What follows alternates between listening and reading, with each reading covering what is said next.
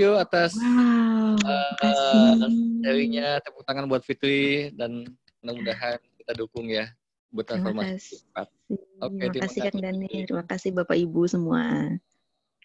Oke, teman-teman, mudah-mudahan bisa jadi ini pertanyaan-pertanyaan yang contoh yang tadi bisa jadi guidance buat teman-teman ya, maksud-maksudnya. Ya, tentunya ini sebenarnya untuk sesi-sesi kalau untuk digali itu private, tapi saya mau sharing seperti ini tuh karena kan tidak semuanya bisa ketemu saya secara private gitu ya. Jadi mudah-mudahan dengan clue-clue ini Anda bisa menggalinya dengan sendirinya gitu ya. Oke. Jadi teman-teman, jadi di sini akhirnya seperti tadi ya, di akhirnya ketika sudah mendapatkan ada keputusan akhirnya kan, ada sebuah keputusan dan ini adalah sebuah kekuatan. Jadi dalam kesehatan pun tiap harinya Anda mau memutuskan sehat atau sakit, itu perlu diputuskan dan dengan sadar ya. Karena jangan-jangan Anda tidak sadar, Anda dipengaruhi oleh lingkungan sehingga sakit itu seolah-olah jadi lumrah misalnya gitu ya. Anda tidak memprogramnya nih diri Anda. Akhirnya Anda terbawa keputusannya oleh keputusan orang lain sehingga Anda sakit misalnya. Jadi Anda tiap harinya harus memutuskan, saya mau sakit, saya mau bahagia, ya bukan mau saya putuskan bahagia, bukan mau ya, maunya dihilangin. Dan ingin bahagia juga dihilangin. Jadi putuskan, saya mau bahagia, sorry. Saya bahagia, saya sehat gitu. Ya. Saya sejahtera. Jadi putuskan langsung begitu.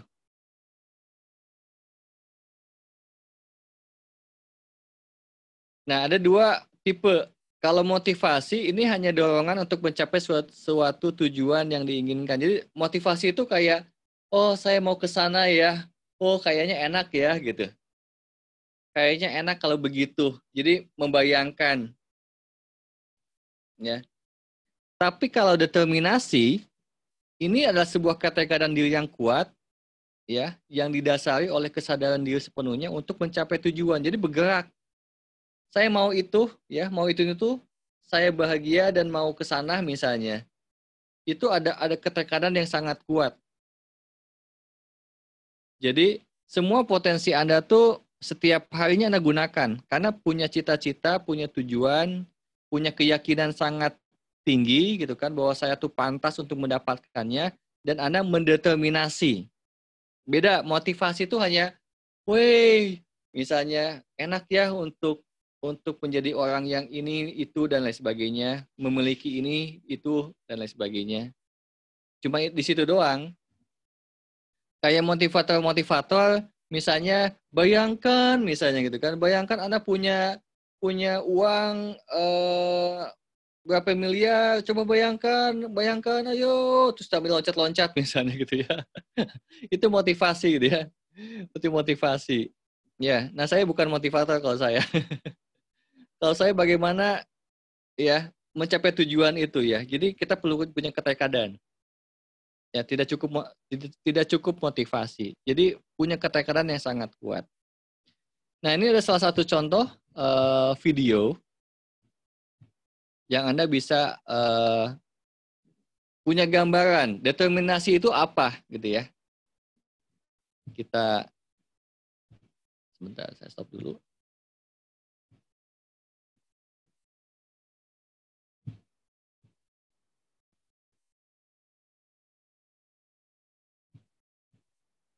Oke, teman-teman bisa dilihat nanti determinasi lewat video.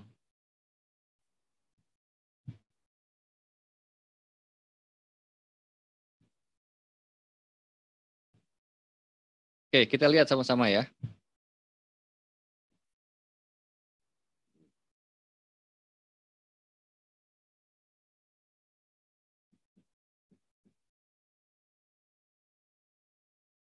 Ada yang sudah pernah melihatnya, tapi nggak apa-apa, buat mengingatkan kembali. The 600-meter underway. Heather Dornan in Minnesota finished second in this event a year ago. She was in lane 4. And Dornan is probably going to be your favorite. She actually won the NCAA championships in 2006 in the 800, but she only won one Big Ten championship in the 2 years. 3 laps in this event, 600 meters, 3 times around the 200-meter track here at the field house. What a bold move by Fawn. She's looking very confident, and the Penn State runner is just running amazing today. She did win her heat in the 400, but ended up taking 4th overall. That's Fawn Dorr moving into the lead, a sophomore from Penn State. Dornan running second. Dornan last year scored 23 points for the Golden Gophers in their Big Ten championship, so they're really relying on getting a lot of points from her this weekend, and she's just coming by Fawn Dorr now in the home stretch, heading into the bell lap. Oh, down. Dornan falling down, gets up quickly, but that's going to cost her. Lucky she wasn't injured. Her teammate just went to the front, though, so they may be able to recover from that. And Dornan is flying down the backstretch. She is catching up. She is going to catch Fawn Dorr, and she may catch the leader. Wow. She's got Fawn. This is a gutsy effort by Dornan. Can she pull it off? She's moved into third. Dornan coming down the stretch from the outside. Dornan coming on strong. Dornan all the way. Dornan. Yes, she did it. Wow, unbelievable. That is amazing. To fall. Oke, jadi itu yang namanya determinasi. Kemauannya yang sangat kuat. Ya. Dan tadi Anda lihat bahwa ketika jatuh, tidak berpikir panjang. Tidak berkeluh kesah dulu.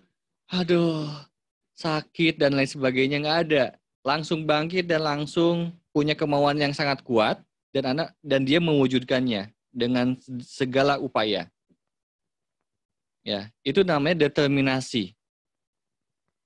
Ya. Nah, kita jangan-jangan punya bahwa ketika ada orang yang tidak mendukung kita, misalnya, itu membuat kita nggak semangat. Ada juga yang mungkin mengabaikan kita. Ada juga yang mungkin kita berusaha terus mungkin nggak berhasil, terus stres dulu, atau kita putus asa, atau kita berkeluh kesah lah intinya gitu ya. Nah, orang-orang yang punya determinasi yang kuat kepada dirinya, itu punya keyakinan yang kuat, itu pulihnya cepat. Ya, pulihnya itu cepat. Jadi ini keputusan juga, jadi kekuatan memutuskan juga di sini, ya. Termasuk belajar ya, misalnya ketika pernah nggak ditanya, Kak, Anda punya orang lain punya salah kepada diri Anda, terus ditanya misalnya, kamu mau memaafkan dia nggak? Nanti deh, saya perlu waktu dulu, gitu ya. Kan padahal gampang aja ya. Ya udah saya maafin. Kenapa? Karena di sininya ribet gitu ya. Terus belajar ikhlas. Ikhlas itu belajarnya berproses katanya. Mana ada yang tidak berproses, semuanya juga berproses. Tapi ketika bilang bahwa saya sekarang menjadi pribadi yang ikhlas, ya, itu namanya determinasi. Saya sekarang menjadi pribadi yang sukses, itu determinasi namanya. Ya.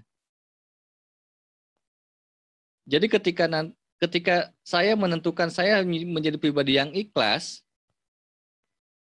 nggak apa-apa. Toh nanti juga kita akan belajar ikhlas yang lebih dalam lagi, yang lebih luas lagi, dan lain sebagainya. Karena ikhlas itu kan luas. Tapi setidaknya tentukan dulu. Ya. Tapi kalau Anda merasa waduh, kayaknya itu ilmu tinggi deh ikhlas itu. Itu kayaknya buat orang-orang yang khusus buat yang suci deh itu. kayaknya saya masih jauh deh gitu kan untuk menjadi pribadi yang ikhlas tuh, itu Anda sudah merasa tidak pantas terhadap diri Anda. Ya, bahwa Anda pantas menjadi orang yang seperti itu. Nah, itu saja Anda sudah merasa tidak bernilai juga. Jadi Anda tentukan, ya, Anda menjadi orang yang sabar, Anda menjadi sukses aja jadi banyak kan nantinya gitu kan. Tapi tentukan dulu, saya menjadi pribadi yang sukses. Kalau sudah menentukan, nanti kesuksesannya nanti lebih berkembang lagi, ya kita sambil jalan gitu kan. Tapi kalau kayaknya saya nggak pantas tuh jadi orang sukses misalnya, ya udah akhirnya nggak dapat jadinya gitu ya. Oke ya, jadi perlu bukan hanya langkah pertama buat Diana, tapi sudah menancapkan diri saya, labelnya diganti karena kita berkaitan sekarang membahas tentang label ya, tentang keyakinan ya. Karena jangan-jangan Anda melangkah ke sana gitu kan, tapi labelnya belum diganti, masih aja gitu nantinya. Ini yang mau saya ngehin. Kayak tadi udah berusaha kemana-mana tapi nggak sukses-sukses karena punya label bahwa saya tidak bernilai. Ya, jadi labelnya diganti. Ya, tentukan dan putuskan Anda menjadi seperti apa dan menjadi apa. Ya. Gitu. Startnya apa?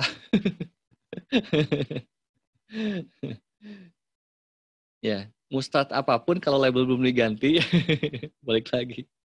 Masih aja, ya. Oke.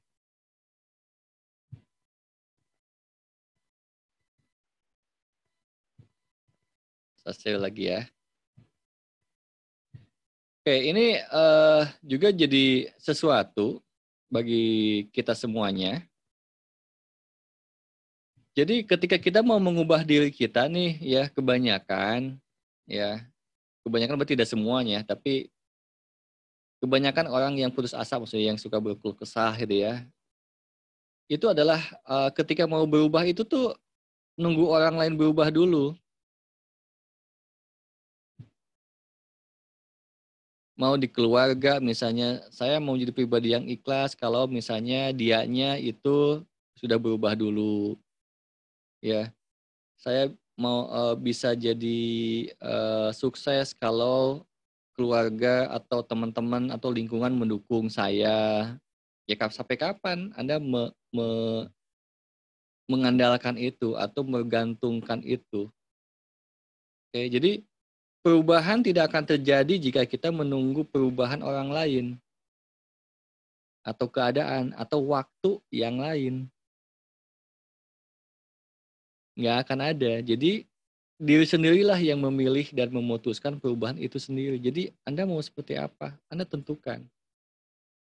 Mau nanti Anda didukung, mau diabaikan, ya, atau semua tantangannya, Anda tentukan. Anda mau nggak gitu? Anda pantas nggak? Merasa pantas nggak mendapatkannya? Ya sudah, Anda putuskan aja terus-menerus. Itu akan mewujud kok, ya. Gitu. Oke? Ada pertanyaan? Kang Dani boleh nanggapin sedikit? Boleh, silakan. Kebetulan materi malam ini itu sebenarnya saya mengalaminya sejak saya masih kecil, sebenarnya Kang Dani. Oke. Jadi sejak kecil itu saya dibedakan gitu ya dengan adik, sehingga saya dibuat tidak bernilai oleh orang tua saya. Karena saya anak pertama, waktu itu isunya begini, saya anak pertama ketika lahiran saya, kondisi perekonomian orang tua masih belum stabil gitu ya, jadi ibaratnya saya tuh ya sudah segitu aja. Sedangkan ketika adik saya lahir, adik saya itu dianggap pembawa rezeki gitu kan.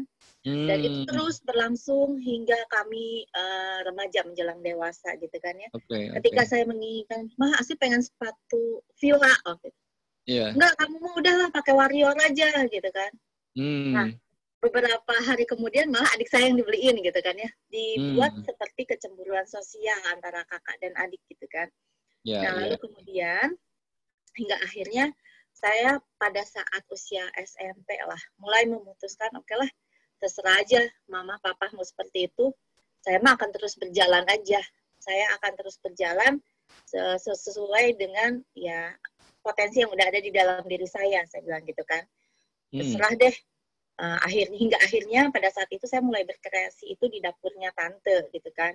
Mulai berkreasi makanan dari dapurnya tante, dan saya mendapatkan support untuk silahkan memakai semua perabotan di sana. Dan saya mendapatkan penerimaan di keluarga tante itu. Enggak kok Aske, ini kuenya enak walaupun bantah tapi enak. Tinggal ngocoknya aja yang dibenerin. Jadi saya mendapatkan support walaupun tidak dari orang tua. Saya mendapatkan kepercayaan diri di situ kan. Terus disupport. Begitu terus sampai saya menjelang nikah, dan hingga saya menikah pun dari orang tua tuh saya mendapatkan perlakuan tidak spesial lah gitu ya. Kamu tuh tidak ada apa-apanya. Mau gimana hidup kamu begitu-begitu aja? Emang kamu bisa hidup dari brownies? Emang bisa hidup dari catering gitu kan ya? Untuk apa dikuliahin sampai kuliah tapi balik lagi ke dapur dan segala macem gitu kan. Hingga akhirnya sekitar 2 tahun kebelakangan ini mereka melihat Geningan bisa budak teh gitu ya. Ternyata bisa dia gitu. Terus kamu bisa teh dari mana Aske? Bisa dapat resep ini itu dari mana? Ya belajar aja sendiri. Tapi kan kamu nggak ada dasar dan nggak ada latar belakang.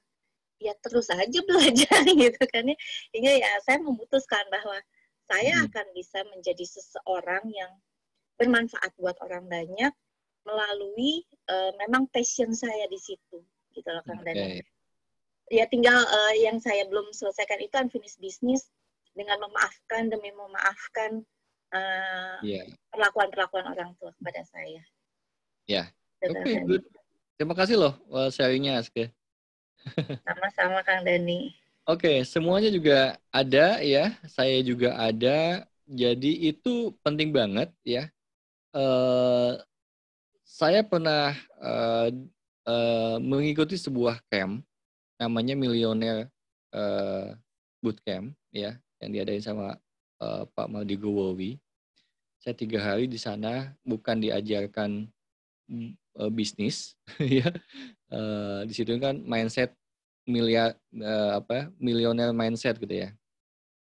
Dan di situ ada sekitar hampir 300 orang dan semuanya 98% mungkin itu pengusaha semua gitu ya. Bukan diajarkan bagaimana berusaha, tapi diobrak-abrik emosinya. Ya, digali, dibongkar. Wah, saya di sana berkali-kali nangis, histeris dan lain sebagainya. Dan saya marah berkali-kali di sana karena di-provoke untuk keluarkan. Jadi kadang-kadang kan kita ada marah-marah terpendam kan ya. Marah-marah terpendam yang karena nggak mampu, waktu itu nggak mampu mengeluarkannya. Terus ada juga yang merasa bahwa marah itu nggak bagus, gitu ya. Itu juga bisa gitu ya. Dan ternyata di situ bisa kejebak juga ya di dalam jiwa kita, dan itu menjadi toksik lah gitu ya, dan secara vibrasi itu jadi membelenggu ya. Tapi memang bagusnya ada tempat dan ada yang membimbing sih gitu kan, itu lebih baik gitu ya. Jadi bukan hanya sekedar mengeluarkan emosi. Artinya apa? Saya pernah melewati masa-masa itu dan saya berulang-ulang memaafkan juga gitu kan. It's okay, orang tua juga memang punya kesalahan, tapi juga memang ada baiknya juga gitu ya. Tapi itu bisa ya yang kira-kira itu bisa menjadi melepaskan belenggu itu sendiri gitu. Jadi teman-teman gitu ya, putuskan. Saya hanya membantu mengehkan apakah Anda di sini punya nilai ya, jangan-jangan punya nilai yang tidak konteksnya tidak baik, tidak berdaya, energinya kurang, dan Anda sadari itu dari mana gitu ya. Kalau itu udah dari mana, Anda lepaskan ya, dan ajak berpikir gitu ya, bukan ajak berpikir, ajak dialog maksud saya, ajak dialog alam bawah sadar Anda, diri Anda yang di dalam, jangan masih membahas itu secara tidak sadar gitu, karena kekuatan alam bawah sadar itu seperti yang kita ketahui itu ada di 90%, 88 sampai 90% ya. Jadi ini yang perlu diulang-ulang ya, jadi isu-isu tadi yang tentang segi kehidupan nilainya berapa, jangan-jangan salah satunya karena itu. Ya, jadi Anda ketahui, Anda sadari, terus Anda putuskan untuk diubah dan Anda lakukan petisi. Ya, karena nggak bisa sekali. Petisi terus. Jadi determinasi namanya tadi ya. Lakukan terus-menerus. Determinasi. Ya, determinasinya itu bukan hanya fokus ke usaha apa, itu kan masih fokus keluar diri nih. Langkah-langkah itu tuh. Tapi Anda juga melakukan determinasi terhadap dirinya di dalam itu. Mana yang nggak cocok, program-program yang nggak cocok, Anda sadari sampai dalam. Gitu. Ya. Nah, seperti itu. Ada pertanyaan yang lain?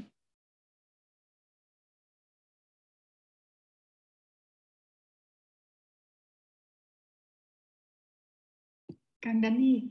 Ya. Hai. Kang Dani, tadi kan bicara mengenai determinasi ya. Ya. Itu bagaimana ya dengan surrender? Ini memang sih berbeda ya, tapi gimana kita pakainya itu pas gitu loh. Oke. Kalau saya memaknai determinasi, itu adalah yang tadi ya, misalnya tadi, saya contohkan misalnya tadi biar jelas nih. Contohkan dengan video yang tadi Anda lari, ya sampai Anda punya tujuan ke sana, Anda determinasi untuk menggapai tujuan sampai finish, ya, dan Anda pantas menjadi juara 1 misalnya. Ketika Anda lari cepat itu, Anda lagi surrender. Ya. Kenapa saya bilang bahwa itu sedang surrender? Karena orang yang mendeterminasi itu sudah pasrah total, justru. Ya. Tapi orang yang di sininya tidak pasrah, ini sibuk pikirannya. Nanti gimana kalau gini? Nanti gimana kalau gitu? Ketika misalnya contohin ketika lari tadi. Nanti gimana kalau saya nggak juara? Nanti gimana kalau nggak ini? Jadi determinasi itu sebenarnya salah satu bentuk surrender yang paling realistik. Bisa dipahami nggak Mbak Diana? Ya, jadi satu paket gitu ya untuk mendukung. Gitu ya. Betul, karena banyak orang yang menganggap surrender itu ya udah deh gitu kan. Itu mah bukan surrender ya itu mah.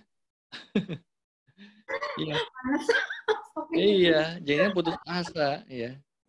Iya, jadi surrender itu di pikiran udah surrender. Jadi ekspektasinya udah mau juara 1 mau enggak, pokoknya saya berserah deh. Saya serahkan hasilnya, tapi saya lari dengan cepat misalnya. Ya, gitu. Tapi kalau di sininya justru tidak surrender, justru jadi beban gitu. Nanti gimana kalau gini? Nanti gimana kalau gitu? Nah, udah nggak surrender. Ya, benar. Ya, melepaskan keinginan dan harapan gitu ya. Nah, ini juga mungkin teman-teman juga akan bagi yang nggak biasa ya, melepaskan keinginan dan harapan mungkin akan bertanya, kok keinginan dan harapan dilepasin gitu ya kalau belum belajar sebelum-sebelumnya. Ya, jadi seolah-olah bahwa hidup tuh harus berkeinginan gitu ya. Harus punya harapan, kan itu biasanya motivator ya yang mengajarkan itu. Nah, jadi kita nggak usah sebenarnya jadi punya jatahnya masing-masing gitu, nggak usah berkeinginan gitu ya. Jadi kalau Anda butuh sesuatu juga dapat, tapi pastikan dulu bahwa Anda pantas gitu. Hidup di dunia ini tuh Anda merasa pantas dulu deh, bahwa saya tuh berharga, bahwa saya tuh bernilai, dan saya itu pasti dikaruniai potensi-potensi dalam hidup ini. Anda percaya itu, Anda yakini itu, maksudnya gitu. Kalau sudah Anda yakin, nanti hal-hal yang dibutuhkan itu akan datang dengan sendirinya. Bisa jadi Anda hanya butuh 1 bulannya 3 juta misalnya. Yaitu jatah Anda memang lagi di situ. Ada juga yang memang kebutuhannya 10 juta karena punya tugas lain dan punya peran lain. Ada juga yang memang kebutuhannya itu 1 miliar 1 bulan misalnya. Ada juga kan?